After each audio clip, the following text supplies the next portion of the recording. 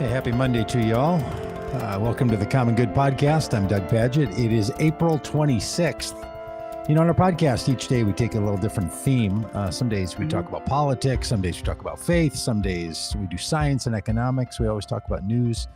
Today we're talking about some issues that matter to us. And I am so pleased to be joined by Young Lee Hertig. Young is an organizer. She is a pastor. She is an organizational leader.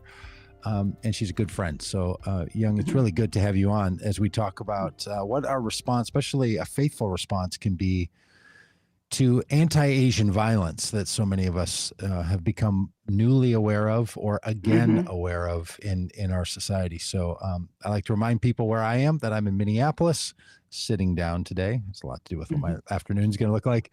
So if you're in the chat, we'd love to know where you are coming to us from. And we'd love for your voice to be part of this conversation. So put it in the chat.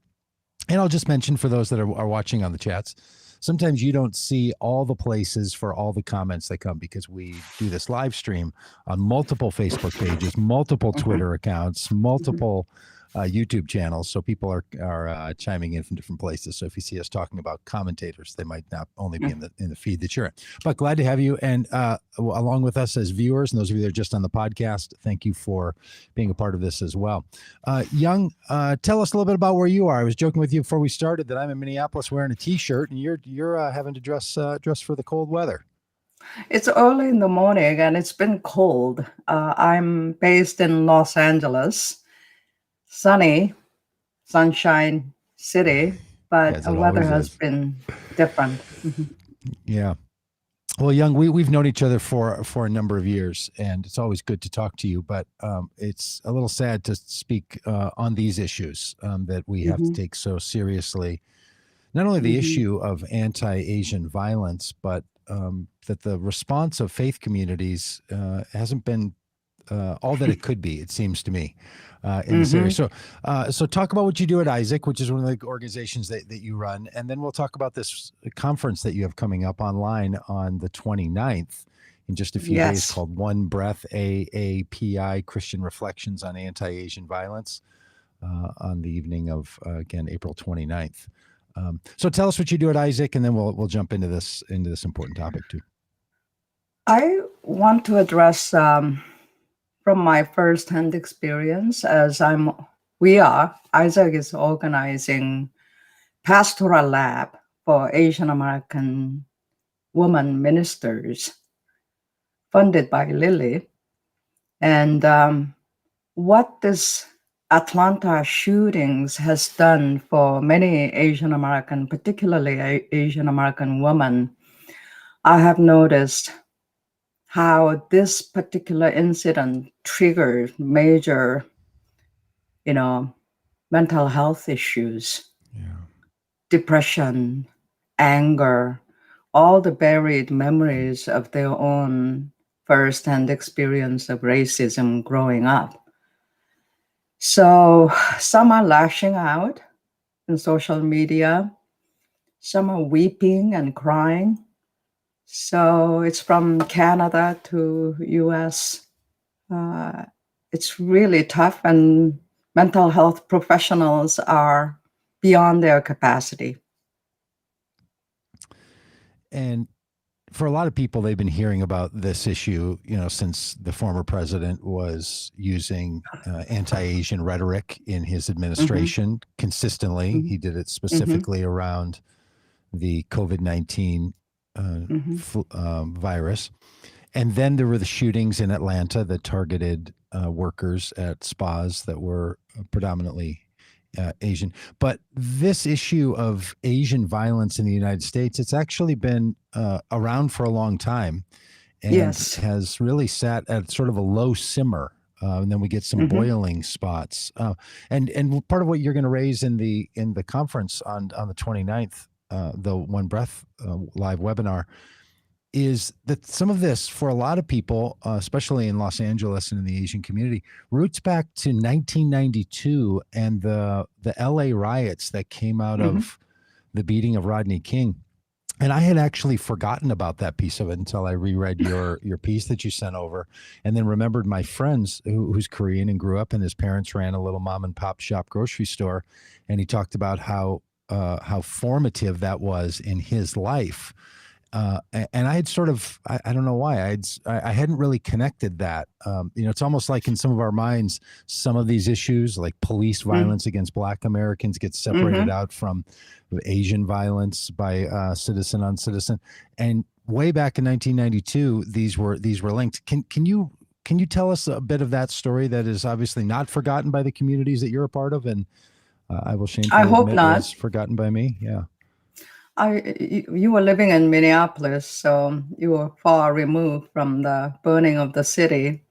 I still remember I was in Downey, California, and my daughter was 2 years old, watching all of a sudden Koreatown burning after the verdict was announced was just a heart wrenching.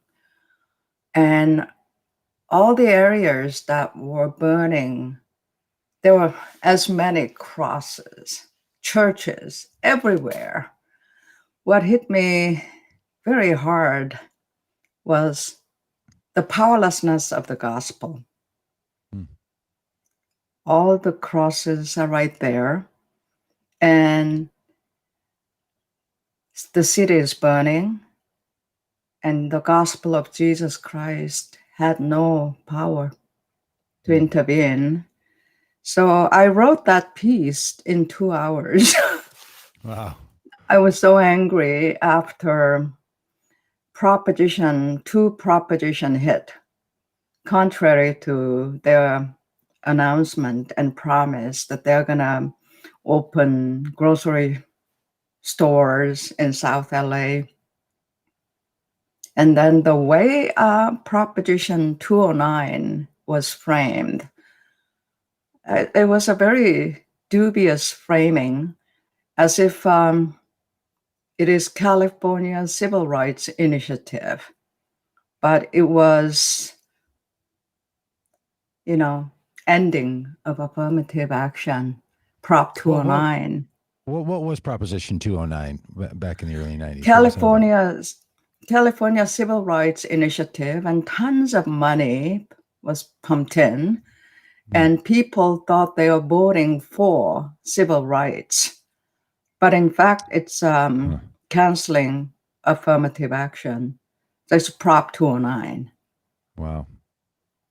So blow after blow, rather than reforming police violence, um, it just kept on going to oppress Black people and people of color. I'll never forget that incident. Just watching the city burning many Korean American mom and pop store. And let me assure you that the cops didn't come. Cops went to Beverly Hills to protect their property. So these store owners had to be on the rooftop, when some even pointed gun. And the media, white upper middle class media back then, we didn't have social media, kept on showing that store owner protecting their own store because cop wouldn't come to Koreatown where it's burning. So, for people who don't remember the trial, the police officers who beat Rodney King, and it was one Yes. of the more famous police violence videos. Those police officers were acquitted, and when they were acquitted, the city exploded. Much of the country did, but especially L.A., because it seemed it was not dissimilar from the film footage that we've seen, in recent years, and makes you say your eyes tell you what the truth is. And in this situation, we could all see it, and yet the system still, was on the side of the police. And when that happened, one of the Mhm. areas that was specifically targeted in the riots was Koreatown. And then when Korean store owners were trying to protect their property, then they were pitted or talked about in the media as somehow being a part of some some conflict with the Black community in LA. Is that right? Do I remember that Yes. part right? And I think I was so angry at that because once again, the Watts riots were economic issue between Jews and Black. In 1992, it was Korean, American, and Black. But notice, where did the cops go and whose property did they protect? That's where it's an economic issue, a totally capitalistic endeavor. So, property over people, especially people of color. So, the way media framed at that time really irked me. And it wasn't as much as Black and Korean Americans, it was purely economic and capitalistic issue that they skipped. Now that we're 30 years later, it's Approaching 30th year. Next year is the 30th next year, anniversary. 30th year. It's got to be exhausting that we're still that anti-Asian violence is still something that's happening in our society, and it's. But do you feel like the situation has changed in this last year as the larger American community has responded, or do you feel like we're still sort of walking around the same tree that we've been walking around for all of these past 3 decades?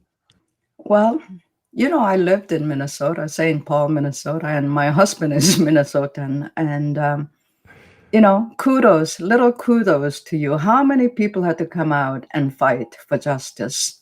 And Minneapolis delivered last week.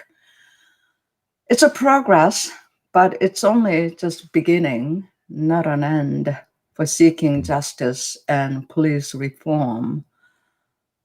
What was your question again? It's just do you feel like the anti-Asian violence and hate is in a different place in our society? Like, are more people paying attention to it? Do you feel more? Yeah, I think we got visibility. And now, unlike 30 years ago, we have many Asian American scholar / activists, and people are marching. And I think social media, smartphone helps.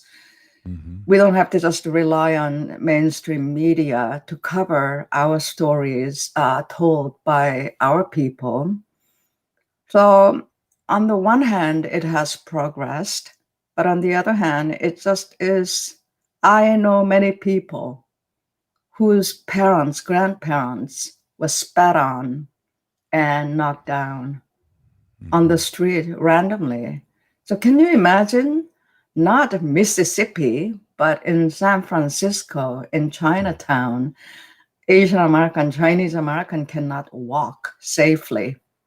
So they paired up with the young people to protect elderly people from, being attacked. So they are, escorting them to and from wherever they were going. So this also triggers collective history of Chinese Exclusion Act, Japanese, internment, you name it. I think Asian Americans are the only people group in America that American policies targeted people group. And we've been victimized by that. So my answer to your question is no, it hasn't progressed. Right. It's gotten worse over last, 5 years. Thank God we don't have to be bullied by top officer in America every day. Yeah. And it's, those points you're bringing up about the Chinese Exclusion Act, preventing Chinese people, even who worked in the early stages of the Western expansion of this country. And of course, the internment camps during the time of World War II for the Japanese, and then the Vietnam War, and then the Korean War. And much of the narrative in the United States around Asian communities has been a narrative that's the subtext of which is violence. And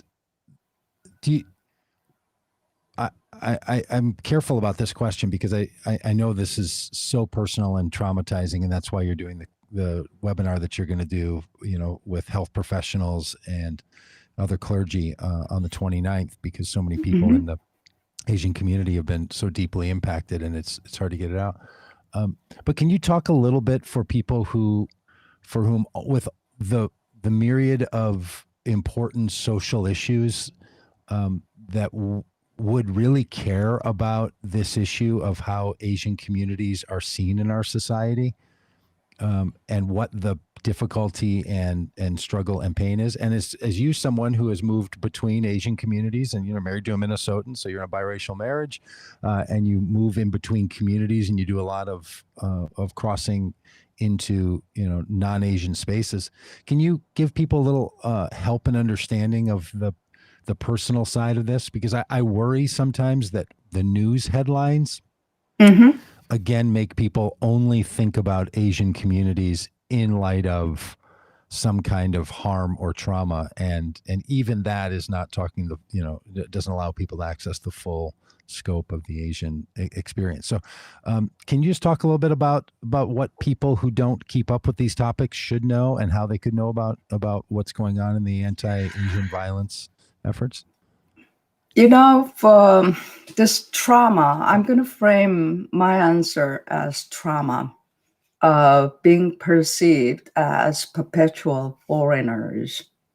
It doesn't matter whether you were born in the United States or not, what generation you are. Even you could be third generation Asian American, but still you are perceived as perpetual foreigner. You speak English well. Where did you pick that up? And that otherized identity that, to be honest with many Asian American I work with, sometimes they're more white than white in the way they are conditioned, in the way they think.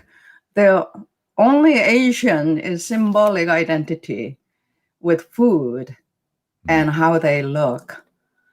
But I think this is a sort of an inflection point that they cannot afford to just being monolingual, and they cannot afford to not knowing, their Asian heritage. So at Isaac, Innovative Space for Asian American Christianity, what you say can disappear. But I think what we mean by bridging the academy, church, and community, we have to document. Knowledge is power. And if we don't document our Christian legacies from our lens, we have to perpetually pioneer, and that's exhausting. So we cover, we work hard, we volunteer to produce annual journal called Christianity Next. And in that issue, number 5, we talked about trauma and resilience, neurobiology, race, and faith. And there are quite a few Asian American women documenting the trauma from being transplanted and the trauma of not being fully recognized as American. The color of America is white, and this goes on in overseas as well. When I travel to Southeast Asia, I'm not American. They'll hound you until I say I'm not from America, but there. They don't, leave you alone. You have to spell out. And you're saying that's because the perception in other parts of the world is that America means white. Exactly. On the other hand, look at, I didn't watch Oscar. I had another event last night, but Yoon Yoon just got the Best Supporting Actress Award. And now McDonald's is going to have a menu called BTS. So, this Korean drama and Korean soft culture is just, my students are telling me to watch such and such drama. And it is amazing. It's enthralling. But on the other hand, in America, while they are eating Korean food and they are interested in Korean drama and film and music, on the ground, if you have Asian face, you are being attacked. So think about that. Does it feel like there's a new level of fear within the Asian community, or is the fear of violence something that many of us are knowing about now, but has been around? There's a permanent psychological scar.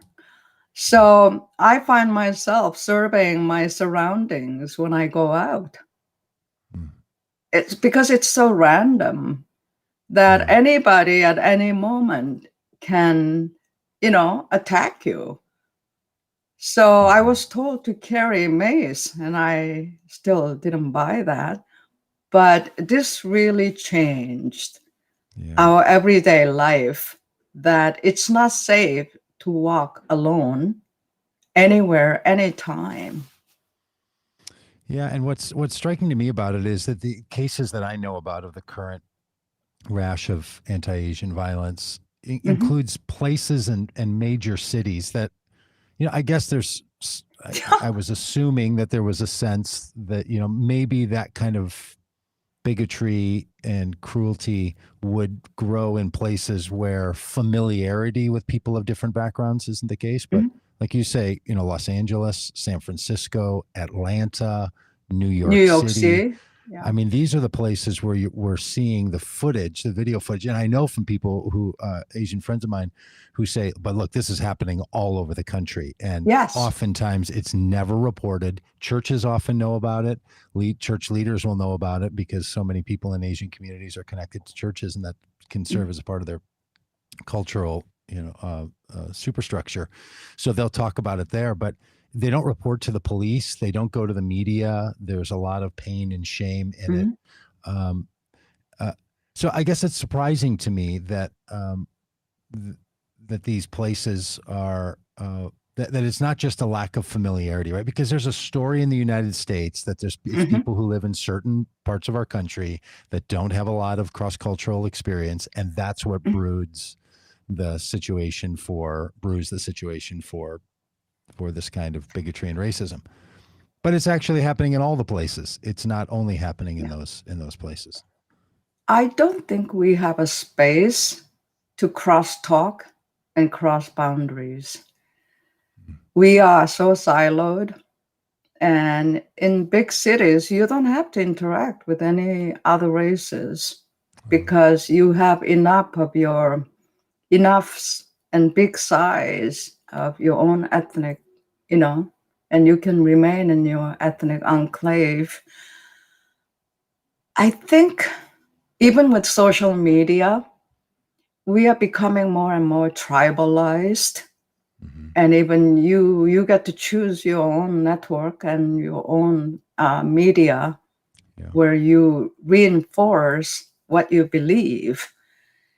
So creating intersectional space takes a lot more work. And yet we have to roll our sleeves. And I appreciate all your activism, Doug. And I want to say we are at a better place than a year ago in terms of American policies and what comes out of the top office. So I'm optimistic. I'm miserably optimistic. And yet I think Asian American pulpit still operates majority at large, otherworldly, salvific notion. And they do not address public theology, taking the gospel to public arena and public square. And who is filling that out?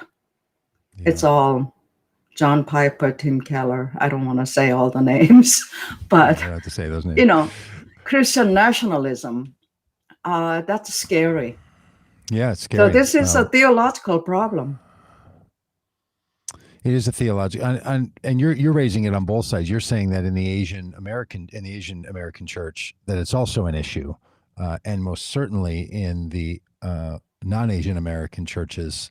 I mean, the number of times that people will talk about Asian violence or AAPI. For those who are new to that term, it's Asian American Pacific Islander as a category. Like that's even new to a lot of people. And when people think of race in the United States, they tend to think about the phrases of black and brown people, and a lot of people don't consider Asian Americans and Pacific Islanders to be in that category, right? They tend to think it's people from Central and South America and African American heritage, African heritage peoples.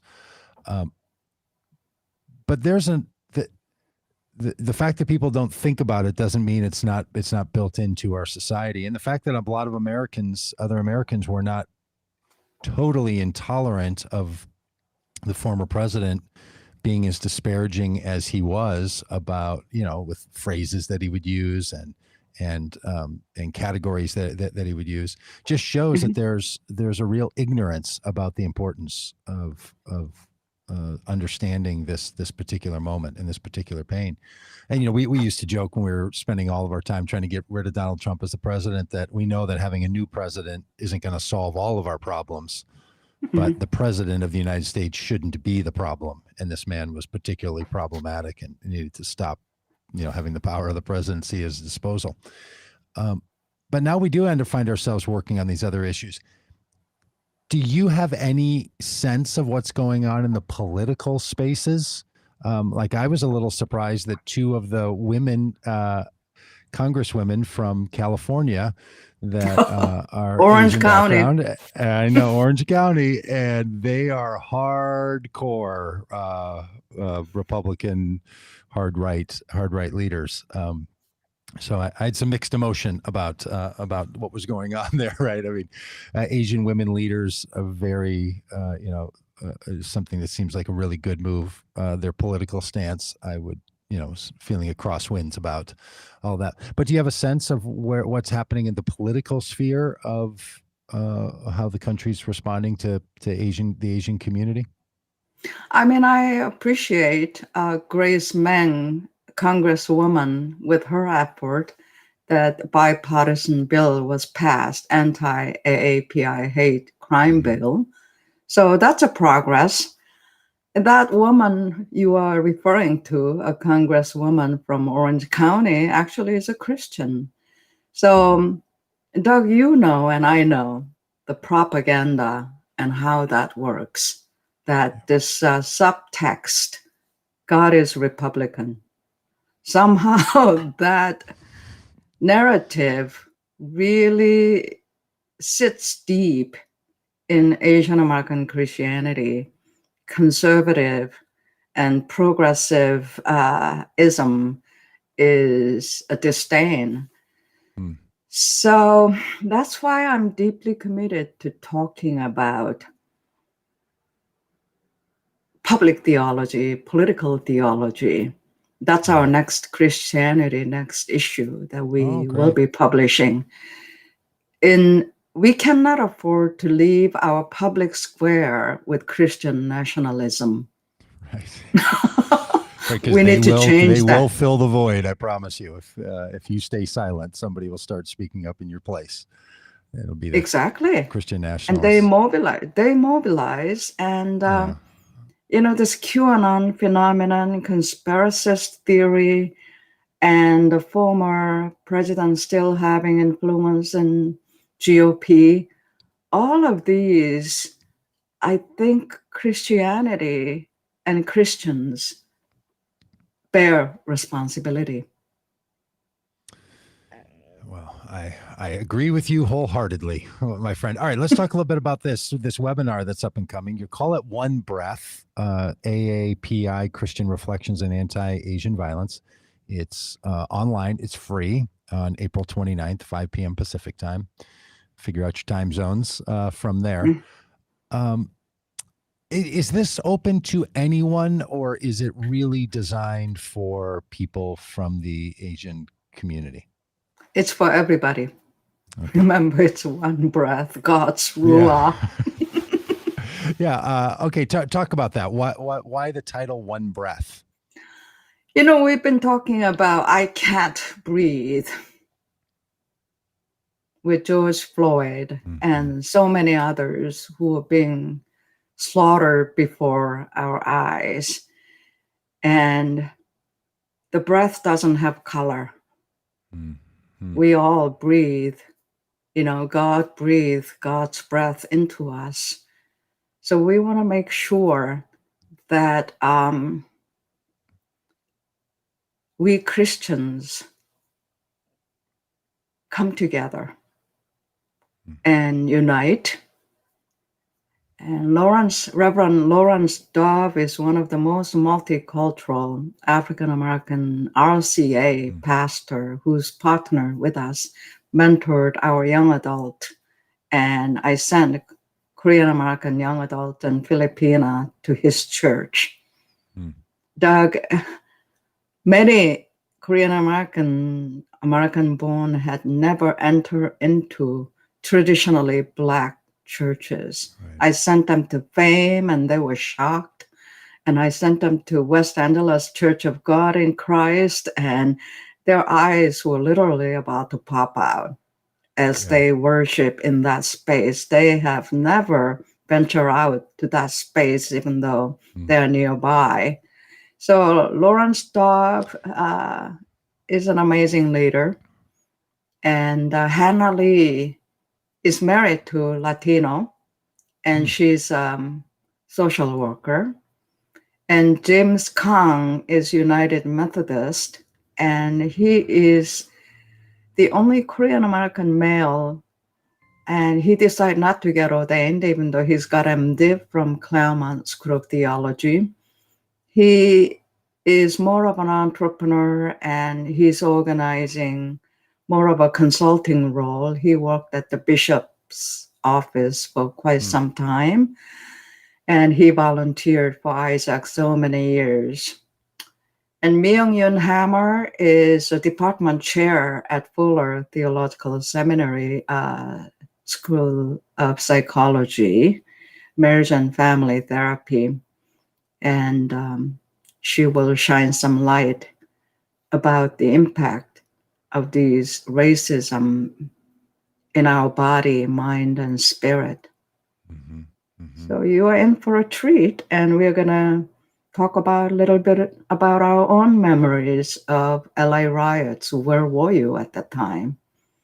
And then we'll visit current anti-AAPI hate crime and what we're going to do about it. And for people who are new to this topic, this would be a good place for beginning, right? If people are not that they wouldn't know about the news, but if they're really thinking about the impact that this has on the Asian American community. When I saw this and reached out to you and said, can we at Vote Common Good promote this and share it? I was assuming that would be the case. I mean, it's great panelists. You're a great leader in this area.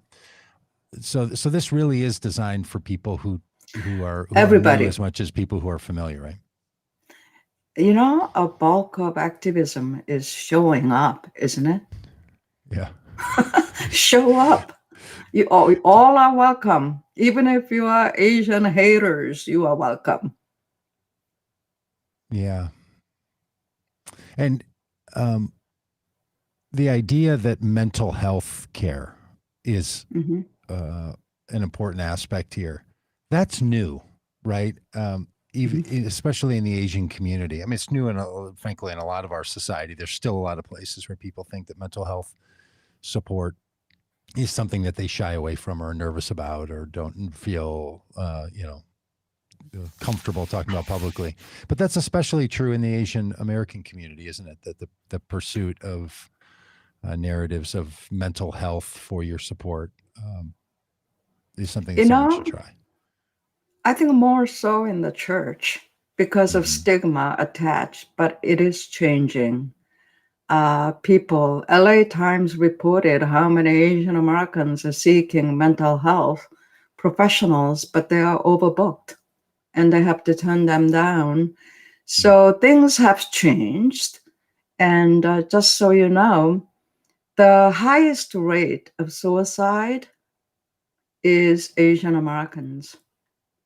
I've seen a Really? faculty's sister who made it to MIT and she hung herself. Uh, there's a lot of suicide happening. I mean, it's a national trend, but Asian American tops all of it. An Asian Wow. American household exceeded white household in terms of income. So what is happening here? We might have to do some soul searching and soul care. American dream can turn into American nightmare. And how do we build humanity that is healthier rather than just pursuing money and profit and property? Yeah. There is so much trauma in the bodies of people in this country. It's trauma therapy, trauma narratives. They're new for the psychological and health world. A lot of it came out of people returning from war. You think back to when we were kids and people would come back from war, and it was just sort of, I don't know, dad or grandpa, he had a hard time in the war, and that was sort of it. Just leave the man sitting in the corner staring off into space. It wasn't really addressed the way that after the Iraq War and the Afghanistan War, post-traumatic stress disorder was starting to become not only understood, but something that could be diagnosed and therefore could receive the full support of the medical and mental health industries. So we're now in a place where we know how to talk about trauma and we know how to talk about post-traumatic responses. When you use that lens, this country of ours, it is riddled with post-traumatic narratives from violently taking the lands from the indigenous peoples to enslavement of Africans to build an economy, to the enslavement of Asian peoples to come in and build this country and then treat them in ways that they couldn't survive. The physical violence, the separation of women from political powers, like it is just constant and being almost in a constant state of war since our founding of the revolution, and being on a war footing and then being told on a regular basis that we need armed military styled police on our streets to keep us safe from one another. Like all of this is trauma producing. Like any of that, if you are dealing in the area of trauma, which I know you'll talk about in the webinar that's up and coming, all of that, a clinical approach would say, if that was an individual that lived through any, it would say you have some serious trauma in your life and in your body. So I think it's really wonderful that you are engaging the people that you are in this conversation, and as you say in the description, talking about what are the stories of pain and resilience that exist, and how is this all impacting our communities, and reflect on the role that violence has played in traumatizing a people. And not just separate individual, racial groups, but the United States as a people group is a profoundly traumatized society. I recommend the audience, if you haven't, please check out the New Yorker's article, the Pentagon paper, Daniel Ellsberg, and what he had to go through as he was against Vietnam War and the consequences. I mean, it was really well-written article and eye-opening how war is profiteering scheme. It comes down to money. Yeah. And the country is built upon, subjugating people. And I think you're right. Collective trauma that's buried, not addressed, is one of the sense I make. Why America is so obsessed with gun. Yeah. When you look at America from outside in, it doesn't make any sense that 7-year-old, recently 16-year-old Black girl was shot to death by police. This issue is a no-brainer the minute you step outside of the United States. This just doesn't make any sense. And this ongoing trauma from gun violence, acting out and rotating violence rather than being healed by addressing it. I don't know, but I think we have to talk about it. And talking cure, I guess, rather than burying it, may be a starting point. And it's an uncomfortable issue. You know, Minnesota nice. I think you are an exception, but you know, another layer is that you have to be nice. You cannot talk honestly the truth. Brutal honesty is not accepted in this culture. I often get misunderstood because I'm For raw. being blunt. Yeah, and I'm saying what it is because I cannot couch it. So I have to step back and, okay, how can I sugarcoat? But that violates my conscience. So I say as it is. Well, I'm glad you do, Young. I am really glad that you do. I'm glad you said it here, and really proud that you're saying it in the webinar. Again, we'll let people know it's coming up here in just a couple of days. So on the 29th, which is Thursday, at 5 p.m. Pacific time, you can join Lee and the other panelists for this free webinar. Share it widely if y'all would. Share it with your friends. There's a link here in the video stream, and it'll be in the show notes as well. If you ever can't remember where it is and you remember you heard it on the Vote Common Good podcast, go to votecommongood.com. We have it listed there on our website too as one of the events, and check your email. It comes out in our email. So, Young, thank you so much. Really good to talk to you and good to see you. And we will see you on Thursday night in the webinar. Thank you for all your good work, Doug. You bet. Common Thanks, good. my friend. Mm-hmm. Thank you. All right, friends. Hey, we'll see you tomorrow at our normal time, 10 a.m. At least I'm planning to. I'm going to get a Pfizer vaccine in this arm, my second one. So I'm going to come in just, vaccine loaded up.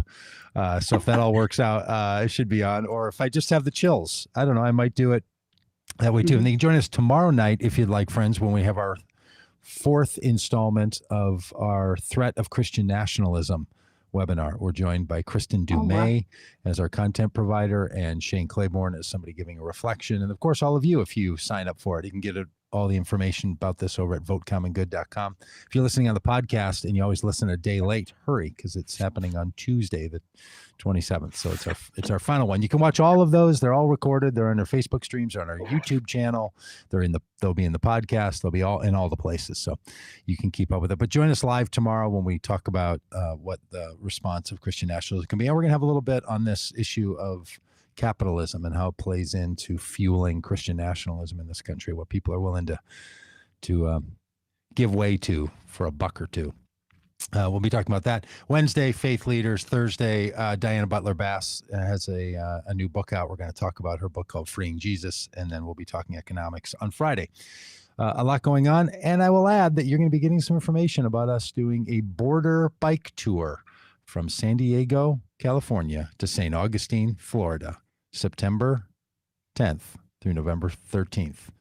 You don't have to ride a bike to be with us. It's better if you do, but you don't have to. There's other ways you can do it to come along with us on part of that journey on those days. Or if you're saying, I can't go those days, I can't travel across the country on a bike, maybe you could do a community bike ride. You can find out more information about that as well, or just join us virtually as we raise awareness about immigration and border practices that we know can change to common good immigration and border practices. We're going to raise awareness around all those important issues. So thanks for being a part of the Vote Common Good community. Thanks for following along on the Common Good podcast and live stream, and we will see you tomorrow.